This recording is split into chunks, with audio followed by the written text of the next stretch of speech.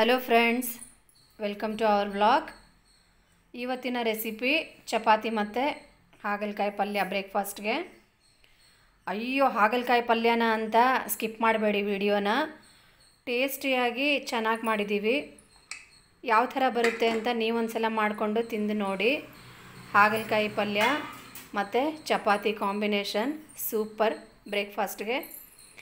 ನೀವೊಂದು ಸಲ ಮಾಡೋ ವಿಧಾನ ಗೊತ್ತಿಲ್ಲ ಅಂದರೆ ಲರ್ನರ್ಸ್ಗೆ, ಬಿಗಿನರ್ಸ್ಗೆ ಹಾಗಲಕಾಯಿ ಪಲ್ಯ ಹೇಗೆ ಮಾಡೋದು ಅಂತ ತೋರಿಸಿದ್ದೀನಿ. ವಿಡಿಯೋನ ಸ್ಕಿಪ್ ಮಾಡದೆ ಪೂರ್ತಿಯಾಗಿ ನೋಡಿ. ಹಾಗಲಕಾಯಿ ಪಲ್ಯ ಮಾಡೋದಕ್ಕೆ ಬೇಕಾಗಿರೋ ಸಾಮಗ್ರಿಗಳನ್ನ ತೋರಿಸ್ತಾ ಇದ್ದೀನಿ. ಇಲ್ಲಿ ನಾನು ಒಂದು 1/4 kg ಹಾಗಲಕಾಯಿನ ತೊಗೊಂಡಿದ್ದೀನಿ. ಸಣ್ಣದಾಗಿ ಕಟ್ ಮಾಡ್ಕೊಂಡಿದ್ದೀನಿ.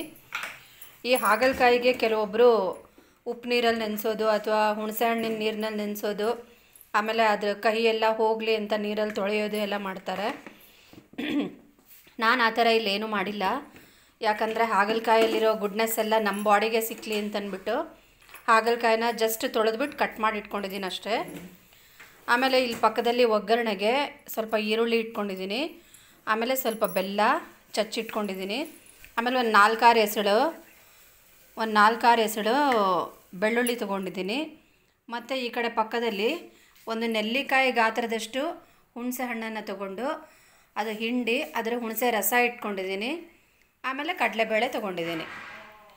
ಇದಿಷ್ಟು ಹಾಗಲಕಾಯಿ ಪಲ್ಯಕ್ಕೆ ಬೇಕಾಗಿರೋ ಇಂಗ್ರೀಡಿಯೆಂಟ್ಸು. ಸಿಂಪಲ್ಲಾಗಿ ಮಾಡ್ತೀನಿ. ಮತ್ತು ಈ ಹಾಗಲಕಾಯಿಗೆ ಒಗ್ಗರಣೆಗೆ ಜೊತೆಗೆ ಸ್ವಲ್ಪ ಮಸಾಲೆನೂ ಹಾಕ್ತೀವಿ. ಚಪಾತಿಗೆ ಪಲ್ಯ ಮಾಡ್ತಿರೋದ್ರಿಂದ ನಾನು ಹೇಳಿದ್ನಲ್ಲ ಮುಂಚೆ ಒಂದು ಸಲ ರಸಪಲ್ಯನೇ ಜಾಸ್ತಿ ಮಾಡೋದು ನಾವು ಅಂತ. ಹಾಗಲಕಾಯಿದು ಅಷ್ಟೇ ರಸಪಲ್ಯ ಮಾಡ್ತಾ ಇರೋದ್ರಿಂದ ಸ್ವಲ್ಪ ತೆಂಗಿನ ತುರಿ ಜಾರಿಗೆ ಹಾಕ್ಕೊಂಡಿದ್ದೀನಿ. ಆಮೇಲೆ ಒಂದು ಸ್ವಲ್ಪ ಬೆಳ್ಳುಳ್ಳಿ ಆಗಲೇ ತೋರಿಸಿದ್ದು ಮತ್ತು ಕೊತ್ತಂಬರಿ ಸೊಪ್ಪು ಇದಿಷ್ಟನ್ನು ಹಾಕ್ಕೊಂಡು ಫೈನಾಗಿ ಗ್ರೈಂಡ್ ಮಾಡ್ಕೋತೀನಿ. ಈಗ ನಾನೊಂದು ಕುಕ್ಕರ್ ಇಟ್ಕೊಂಡಿದ್ದೀನಿ. ಆ ಕುಕ್ಕರ್ನಲ್ಲಿ ಎಣ್ಣೆ ಕೂಡ ಬಿಸಿಯಾಗಕ್ಕೆ ಇಟ್ಕೊಂಡಿದ್ದೀನಿ. ಬಿಸಿ ಆಗಿದೆ ಎಣ್ಣೆ. ಅದಕ್ಕೆ ಈಗ ಫಸ್ಟಿಗೆ ಸ್ವಲ್ಪ ಕಡಲೆಬೇಳೆ ಹಾಕ್ತೀನಿ ಒಗ್ಗರಣೆಗೆ. ಕಡಲೆಬೇಳೆ ನಂತರ ಈರುಳ್ಳಿ,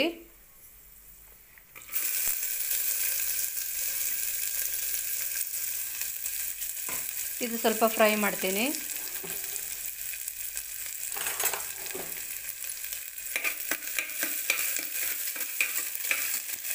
ಇದರ ನೆಕ್ಸ್ಟ್ ಹಾಗಲಕಾಯಿ,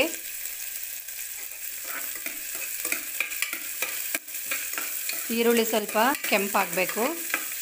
ಈರುಳ್ಳಿ ಕೆಂಪಾದ ತಕ್ಷಣ ಹಾಗಲಕಾಯಿ.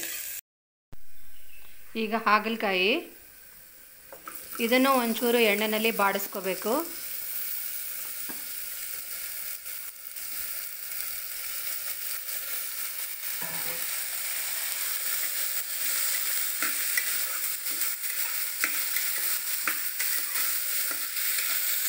ಇದು ಅಮ್ಮಂದು ಮತ್ತು ಲಲಿತಂದು ಫೇವ್ರೇಟ್. ಅವರೇ ಇಬ್ಬರು ಇಷ್ಟಪಟ್ಟು ತಿನ್ನೋರು. ಈ ಹಾಗಲಕಾಯಿನ ಸ್ವಲ್ಪ ಬಾಡಿಸ್ಕೊಂಡಾದ್ಮೇಲೆ ಉಪ್ಪು ಮತ್ತು ಅರಿಶಿನ, ಸ್ವಲ್ಪ ಅರಿಶಿನ ಪುಡಿ ಒಂದು 1/4 ಟೀ ಸ್ಪೂನ್ ಆಗೋಷ್ಟು, ಆಮೇಲೆ ರುಚಿಗೆ ಎಷ್ಟು ಬೇಕಷ್ಟು ಉಪ್ಪು.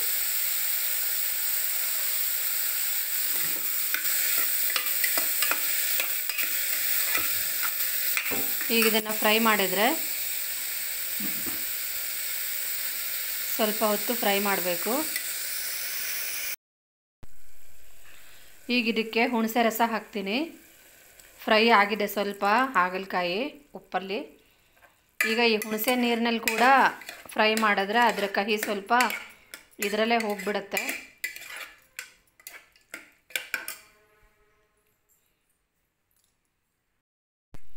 ಈಗ ನೆಕ್ಸ್ಟ್ ಬೆಲ್ಲನೂ ಹಾಕ್ತಾಯಿದ್ದೀನಿ. ಹುಣಸೆ ರಸದ ಹಿಂದೆನೇ ಬೆಲ್ಲನೂ ಹಾಕ್ತೀನಿ. ಆ ಬೆಲ್ಲ ಮತ್ತು ಹುಣಸೆ ರಸದ ಮಿಕ್ಸ್ನಲ್ಲಿ ಹಾಗಲಕಾಯಿ ಚೆನ್ನಾಗಿ ಬೇಯುತ್ತೆ.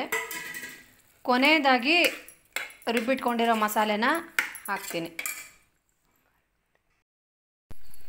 ಈಗ ಇದಕ್ಕೆ ಖಾರಕ್ಕೆ 1 ಚಮಚದಷ್ಟು ಅಚ್ಕಾರದ ಪುಡಿ ಹಾಕ್ಕೋತಾ ಇದ್ದೀನಿ.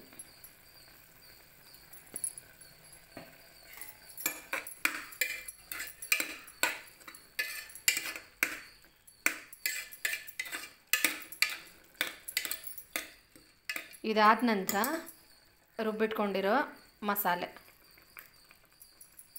ಆಮೇಲೆ ಮಿಕ್ಸಿ ಜಾರ್ನಲ್ಲಿ ಏನು ಅಂಟ್ಕೊಂಡಿರುತ್ತಲ್ಲ ಅದಕ್ಕೆಲ್ಲ ಸ್ವಲ್ಪ ನೀರು ಹಾಕಿ ಅದನ್ನೇ ಒಂಚೂರು ಹಾಕಿದ್ರೆ ಹಾಗಲಕಾಯಿ ಬೇಯೋದಕ್ಕೂ ಅನುಕೂಲ ಆಗುತ್ತೆ ನೀರು. ಆಮೇಲೆ ಪಲ್ಯ ನಮಗೆ ರಸನೂ ಸಿಕ್ಕತ್ತೆ. ಈಗ ಇದಕ್ಕೊಂದು ಮಿಕ್ಸ್ ಕೊಡಬೇಕು.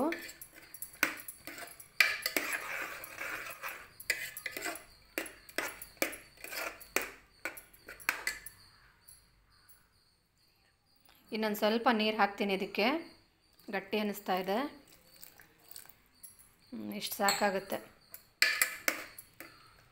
ಈಗ ಕುಕ್ಕರನ್ನು ಕ್ಲೋಸ್ ಮಾಡಿಬಿಟ್ಟು ಒಂದು 3 ಅಥವಾ 4 ವಿಸಲ್ ತೊಗೊಳ್ಬೇಕು ಇದನ್ನು.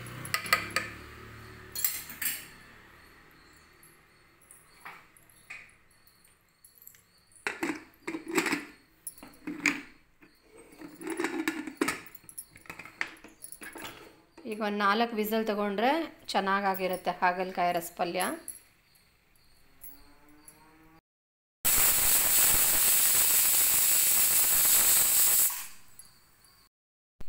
ಈಗ ಕುಕ್ಕರ್ ವಿಸಲೆಲ್ಲ ಹೋಗಿ ತಣ್ಣಗಾಗಿದೆ.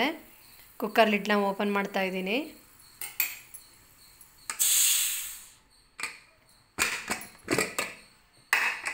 ನೋಡಿ ಎಷ್ಟು ಚೆನ್ನಾಗಿ ಕಲರ್ಫುಲ್ಲಾಗಿ ಹಾಗಲಕಾಯಿ ಪಲ್ಯ ರೆಡಿಯಾಗಿದೆ.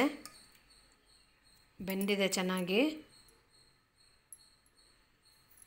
ಟೇಸ್ಟಿ ಹಾಗಲಕಾಯಿ ಪಲ್ಯ ತಿನ್ನೋದಕ್ಕೆ ರೆಡಿ.